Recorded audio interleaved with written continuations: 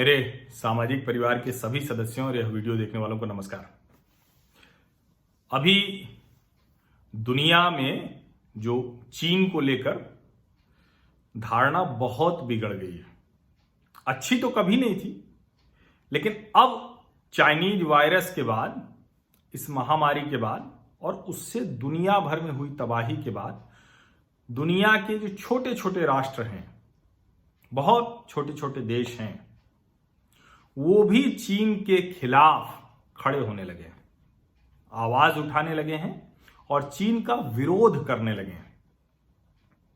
अब आप सोचिए कि जब छोटे छोटे देश विरोध करने लगे हैं तो अमेरिका जैसा जो most powerful nation of the world है, जिसको हिंदी में दुनिया का दादा भी भारतीय चैनल लिखते हैं, तो वो भला चीन को कैसे बर्दाश्त करता, या चीन की हरकतों को, उसकी आक्रामकता को कैसे बर्दाश्त करता। और उस पर भी जब, जिसको कहते हैं कि अमेरिका और चीन के बीच तो कुछ रिश्ते सुधरने लगे थे, दोनों के बीच ट्रेड वॉर चल रहा था, कारोबारी युद्ध, दोनों एक दूसरे की कंपनियों पर, एक दूसरे के प्रोडक्ट पर, एक दूसरे के खिलाफ जो कुछ कर सकते थे, टैरिफ बैरियर लगाने से लेके, प्रतिबंध लगाने से लेके, सैंक्शन, मतलब हर सब कुछ कर रहे थे।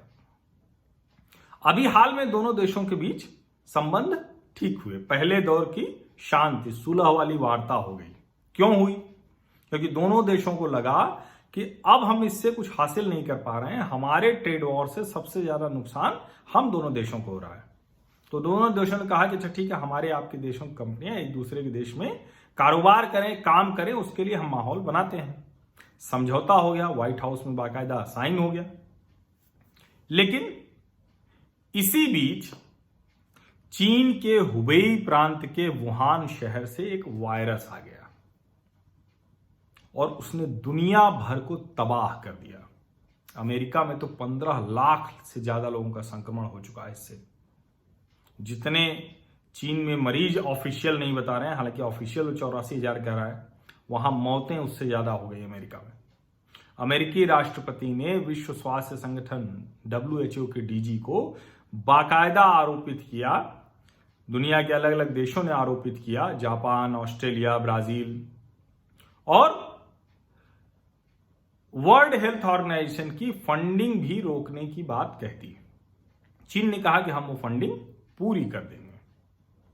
यहां तक तो मामला दूसरी तरफ था, लेकिन अब अमेरिका ने अपनी जो ताकत है उसका इस्तेमाल करना शुरू किया और लड़ाई को एक नए लेवल पे ले गया है। अमेरिका का मजबूत है कि उसकी जो टेक्नोलॉजिकल कंपनियां हैं, तकनीकी कंपनियां हैं, जिनकी पकड़ दुनिया भर में है, जैसे मैं भी जो बातचीत कर रहा हूं ये यूट्यूब की वजह से है, तो ऐसे दुनिया भर में उसकी बड़ी बड़ी कंपनियां हैं। हालांकि चीन अपने देश में उन सब का इस्तेमाल नहीं करता है, उसने दूसरे अपने सोशल मीडिया प्लेटफॉर्म, टेक्निकल जो टेक्नोलॉजी कंपनियां वो सब बना ली हैं। लेकिन फिर भी दोनों देशों के बीच ये कई ऐसे कारोबारी रिश्ते चलते हैं। अब अमेरिका ने एक नए तरह का प्रतिबंध लगा दिया है। अमेरिकी जो वाणिज्य सचिव हैं, विल्बर रॉस, वाणिज्य मंत्री, उन्होंने ऐलान कर दिया है कि हुवेई को अमेरिकी कंपनियां उपकरण आपूर्ति नहीं करेंगी। रिस्ट्रिक्ट कर दिया। कैसे रिस्ट्रिक्ट कर दिया है? उन्होंने कहा कि जो हुवेई को माइक्रोचिप देती हैं अमेरिकी कंपनियां, जो भी आपूर्ति करने वाली हैं, वो 120 दिन के अंदर पहले लाइसेंस लेंगी। अब ये बिना लाइसेंस के वो कर नहीं सकती हैं, तो इसका बुरा असर वो हुवेई की सप्लाई चेन पर पड़ेगा। और ये बहुत, जिसको कहते हैं ना कि ये सिर्फ इतना भर नहीं होगा कि हुवेई की सप्लाई चेन पर असर पड़ेगा, दूसरी जो चीनी कंपनियां हैं उन पर भी असर पड़ेगा। जो अमेरिका की कंपनियां चीन में हैं उन पर असर पड़ेगा। चीन ने धमकी दे दी है कि अब बोइंग हो, क्वालकॉम हो, एप्पल हो, सिस्को हो, इन सब के ऊपर भी वो प्रतिबंध लगाएगा। अब बोइंग हो या क्वालकॉम हो या एप्पल हो, चीन बहुत इनके लिए बड़ा बाजार है। चीन, हांगकांग, ताइवान, जिसको ग्रेटर चाइना बोलते हैं।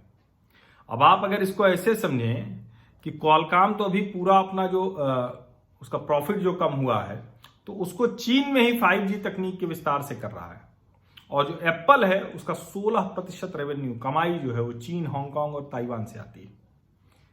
बोइंग के लिए बहुत बड़ा बाजार है। अब अगर चीन इस सब पर प्रतिबंध लगा देगा तो पहले से ही चाइनीज वायरस की वजह से मार खाई इन कंपनियों के लिए संकट बड़ा हो जाएगा। लेकिन एक और बात है, दुनिया के ज्यादातर जानकार मानते हैं कि चीन आज इस स्थिति में नहीं होता अगर अमेरिका ने उसको नहीं मदद की होती। यानी एक पूंजीवादी देश ने एक साम्यवादी देश को मदद की। दोनों अलग अलग विचार हैं ध्रुव, लेकिन उसके बावजूद मदद की। लेकिन अब आज ज्यादातर जानकार ये भी मानते हैं, जो अभी ये हुवई के साथ रिस्ट्रिक्शन किया है या दूसरे दौर के प्रतिबंध की बात शुरू हो रही है, कि अगर अमेरिका ने अपनी ताकत दिखा दी तकनीक के इस दौर में और बाजार के इस दौर में, अगर अमेरिका ने पूरी तरह से चीन की कंपनियों पर रोक लगा दी तो इसका बड़ा नुकसान चीन को हो सकता है। एप्पल जैसी कंपनियां पहले से ही दूसरे देशों में जा रही हैं, भारत में भी आ रही हैं। भारत में 2 प्लांट उनके लगे हैं और अभी वो और बड़ा भारी निवेश करने जा रही हैं। और अगर चीन ने प्रतिबंध लगाया, प्रतिक्रियावादी ये काम किया, तो उसका नुकसान ये होगा कि जो कंपनियां धीरे धीरे वहां से निकल रही होंगी वो और तेजी से निकलेगी।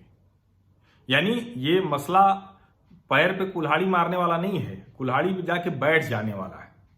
तो ये काम चीन करने वाला है। और चूंकि अमेरिका में चुनाव का समय है, अमेरिकी राष्ट्रपति डोनाल्ड ट्रंप है, फिर से उनको राष्ट्रपति चुना जाना है, तो वो तो किसी भी हाल में अपने कदम पीछे नहीं खींचने वाले हैं।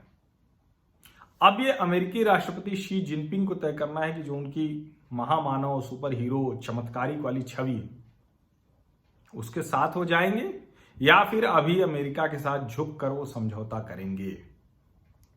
निश्चित तौर पर अमेरिका की कंपनियों के लिए बड़े संकट का समय होगा, लेकिन यह भी बात सही है कि अमेरिकी कंपनियों को दूसरे बाजार भी मिल सकते हैं।